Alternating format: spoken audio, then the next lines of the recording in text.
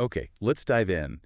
Have you ever felt just completely defined by something that happened? Oh, Like a definitely. really bad day wasn't just something happening, it felt like it was you. Yeah. Or a strong feeling comes up and you think, okay, this is it. This is who I am now. Exactly. Well, today we're unpacking some material that suggests this.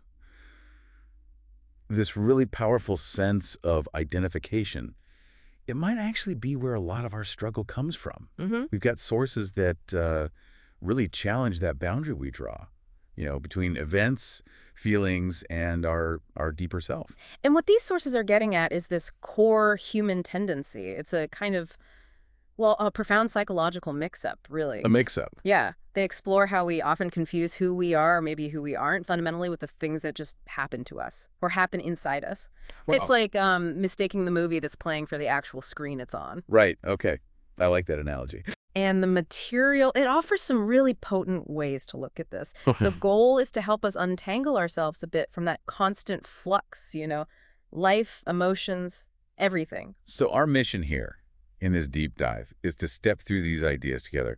Let's try to understand this core confusion the sources are pointing to Yeah. and see what perspectives, maybe what tools they offer for navigating, well, our inner world and the outer world with maybe a bit more ease. hmm Ultimately, it's about rethinking that tight knot we tie between what happens and who we think we are, especially with emotions. Let's start right there then. That Yeah. central idea, the psychological confusion. Okay. The material highlights our really strong tendency to identify intensely with just everyday stuff.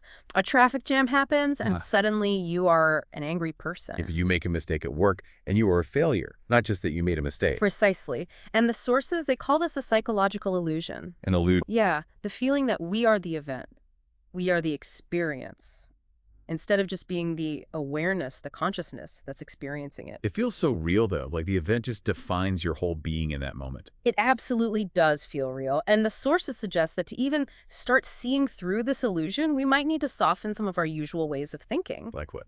Like the hard line between subject and object, or even between doing something and something being done to you. When we fuse with an event, we often feel like we are being done to, and that becomes our identity. Okay, I see. And they also bring in this important distinction between the self as process. Process, like dynamic, moving. Exactly, a dynamic, ever-changing field of awareness versus the self as container. The container, like a fixed box. Yeah, the idea of the self as this static, solid thing.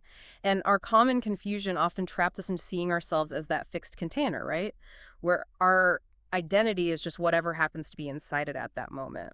Okay, yeah, that distinction feels really key. Thinking of myself as a fixed box filled with stuff versus a dynamic process that just experiences stuff, that feels different. It is different. So how does this apply to emotions? Because that's where this identification feels strongest sometimes, doesn't it? Absolutely. And this is where the sources give us this wonderfully simple but quite profound Yeah. analogy. Yeah. They suggest we soften the line between our emotions and the weather. Emotions as weather. Okay, tell me more. Well, think about it. If emotions like, that's a Korean term for the whole spectrum, joy, anger, sorrow, pleasure, sadness, all those passing states. Right. If those are like clouds, like rain, like sunshine moving across the sky, what happens when we really strongly identify with them? We think we are the rain. Exactly. You're not just feeling sad, you become a sad person. You're not just experiencing anger, you become an angry person. Okay, got it. Like mistaking the temporary weather pattern for the sky itself. Precisely. Yeah. And the implication the sources draw out is really powerful. Oh. Emotions arise in consciousness, they pass through consciousness. That they aren't consciousness itself. Exactly. They're phenomena we observe or feel internally, just like we observe weather outside. We aren't the storm that's rolling in. We're the sky that watches the storm come Yeah. and go. You got it. Yeah. You're the space it moves through. That image really lands. Yeah. The sky. Cool. And the sources use other analogies too, right, to kind of hammer home this separation. Yes, they use what they call neural cross connections, basically. Mhm. Analogies to help our brains grasp this difference. Okay. One key one is event identity is similar to saying dream, dreamer, Oh, yeah. or song a listener. Those feel immediately clear. The dream isn't me, even if I'm in it. The Mhm. song isn't me, even if I'm totally absorbed. It shows the self is separate. It's the space, the listener, the dreamer. Right. The entity experiencing the phenomenon, not the phenomenon itself. And what's really fascinating is how they pull in ideas from other fields, too, like comparing emotional states to quantum superpositions. Whoa, okay, quantum. How does that work? Well, without getting lost in the physics weeds, the basic idea in quantum mechanics is that a particle can be in multiple states at once until you measure it. Right, superposition. So the sources use this to suggest our emotional states are kind of like that. They're real, they're present, maybe complex and layered in any given moment, but they aren't final, they aren't fixed, they haven't collapsed into some permanent definition of you. They're more like fluid, temporary possibilities within your awareness. Huh. That's a wild way to think about feelings, not as solid facts, but as potential temporary states. Exactly, fluid. And they also connect the flux of feeling to rhythms in nature, like the pulse you see in ecosystems. The tide coming in and out, that kind of thing. The heartbeat of nature. It's inherently impermanent, always moving, always flowing. That comparison suggests not just that emotions are transient, but that their transience is maybe natural. Like it's supposed to be that way. Flux isn't a bug, it's a feature. Exactly. It's just the system working as it does. Our inner landscape pulses and changes just like ecosystems do. Okay, so we've got this core mix-up, identifying with events and emotions. We've got the self as process versus self as container idea, and these powerful analogies, weather, dreams, quantum states, ecosystems, all pointing to separation and impermanence. Right. So what happens when we don't get this distinction?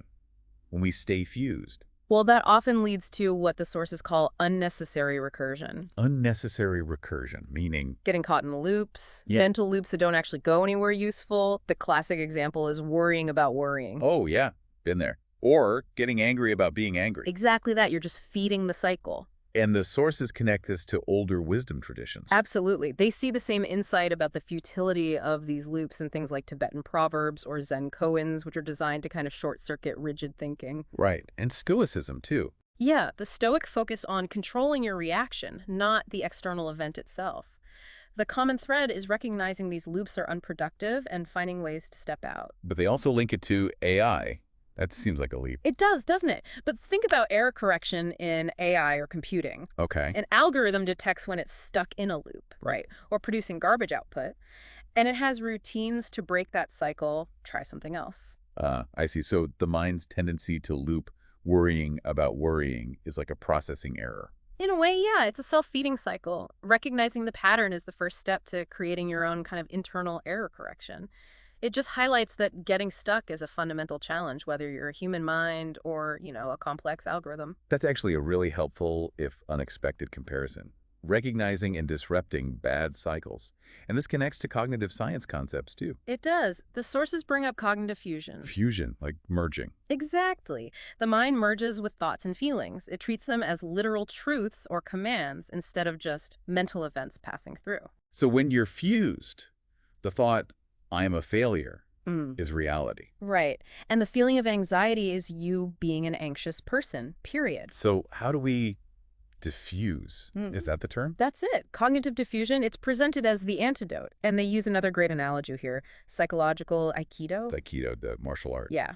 Instead of wrestling with the thought or emotion, trying to force it away, argue with it, change it. Which usually doesn't work anyway. Right. You learn to step beside it. You observe it. You see the thought, I am a failure, as just language appearing in your mind, not ultimate truth. Okay. You feel the anxiety in your body, but you recognize it as sensation, as energy moving through, not the whole of you. It's about creating that space between you and the mental or emotional stuff. Psychological Aikido, stepping aside, not wrestling, like that. The sources also talk about a pattern here. That shows up at different scales if we don't diffuse, like a fractal pattern. Yes, it's interesting how this identification thing repeats. At the micro level, the small scale, it's taking one single intense emotion and feeling like it's a permanent truth about you. Like that sadness is you. Exactly. Then, at the meso level, the middle scale, it's mistaking a bad day or a bad week, maybe even a rough year. For a bad life. Or thinking you're just fundamentally unlucky. Right. And then, at the macro level, it's how whole cultures can reinforce this. Rewarding identification with roles your job title becomes you. or results your achievements are you, or Mhm. even routines. Wow. So this pattern just highlights how deep this runs, this confusion between temporary states, external things, roles, and our actual core identity. It affects individuals, sure, but also societies. And it seems like this identification, this fusion, it creates another problem, this loop disruption pattern, reactivity feeding reactivity. Exactly. You fuse with anger, you react angrily. That might provoke more anger in yourself or others. It just feeds back, creates a cycle. And the sources stress that breaking this loop requires a totally different relationship with your experience. It's not about not having reactions. It's about shifting from wrestling with it all. To witnessing it. Yes. Witnessing. What does witnessing really mean here, practically? It means observing the thought, the feeling, the urge, the event, without immediately getting swept away by the habitual reaction it normally triggers. So, seeing the anger arise, but not instantly becoming an angry person or lashing out. Exactly. Whoa. Or acknowledging the feeling of failure without letting your entire identity collapse into I am a failure. It's creating that space we keep talking about, like the sky witnessing the storm, but not being the storm. This feels like it connects to a lot of different traditions, this idea of witnessing and non-identification. It really does. The sources draw clear parallels to Buddhist non-attachment, letting go of clinging to things that are inherently transient. Makes sense. Also to Taoist flow, that wisdom of moving with life's currents rather than rigidly fighting against them. And even to modern neuroscience, through neuroplastic mindfulness, the science showing that practices like meditation can actually rewire our brains How so? to be less reactive, basically, more capable of just being present, aware, non-judgmental, which is really training the brain to witness. And going back to that self as process idea, Mm-hmm. they connected to something called emergent systems theory. That sounds kind of heavy. It can be, but the core idea the sources use here is actually quite freeing. It's that identity isn't some fixed thing, some static object you possess. Okay. It's more like a pattern, something that emerges from all the dynamic interactions within a complex system, which is you interacting with your experiences, your environment, other people. So I'm like a node in a network, Mm-hmm. constantly changing based on connections. Kind of, yeah. A node in motion within a relational web. You're constantly influencing and being influenced. Your identity isn't set in stone by your past or your current feelings. It's continuously emerging. That really does challenge the whole fixed container idea. Identity isn't a statue, it's more like a dance or a pattern in flowing water. Beautifully put. A dynamic pattern.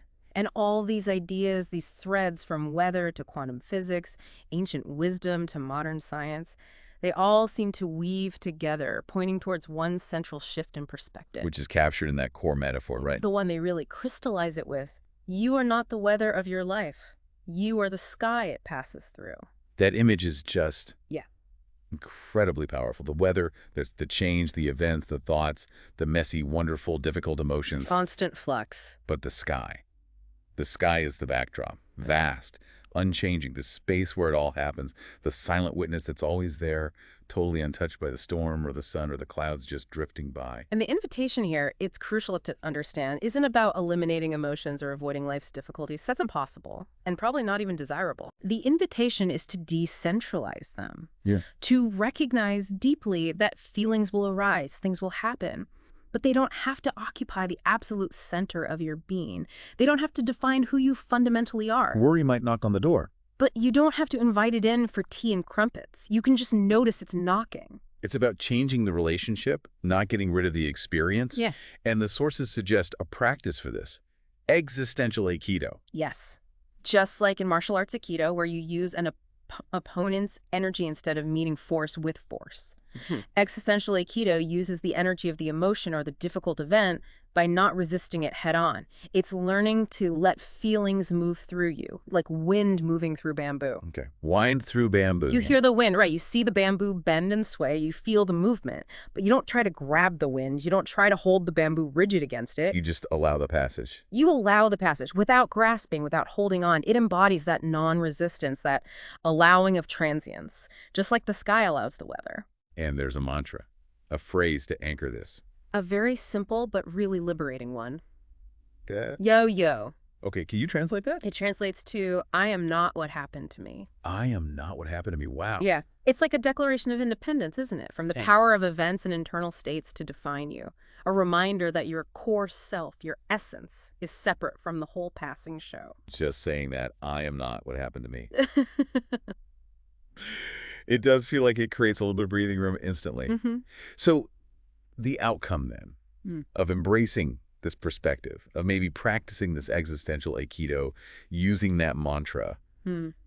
what does that unlock for us? The sources suggest that by cultivating this space, this vital gap between the event or the emotion and your sense of self, you start to reclaim something really fundamental. Which is, The unshakable stillness of your own center. When you're no longer constantly fused with the ever-changing weather patterns of your life, you become more aware of the calm, constant presence of the sky itself. That background awareness. so we've really explored this powerful distinction today. We've dived into ideas from all over philosophy, science, nature, to understand how we get tangled up identifying with the temporary stuff, Yeah. and how maybe, just maybe, we can start to untangle ourselves by shifting how we see it all, Yeah. shifting our perspective. And thinking about yourself not as the weather, but as the sky, just consider for a moment how that might fundamentally change your experience when the inevitable storms of life roll in, or even just the sunny days or the quiet, cloudy ones. Mm. If you really are the sky, what does it feel like to simply be there? Vast, open, still, just witnessing it all unfold.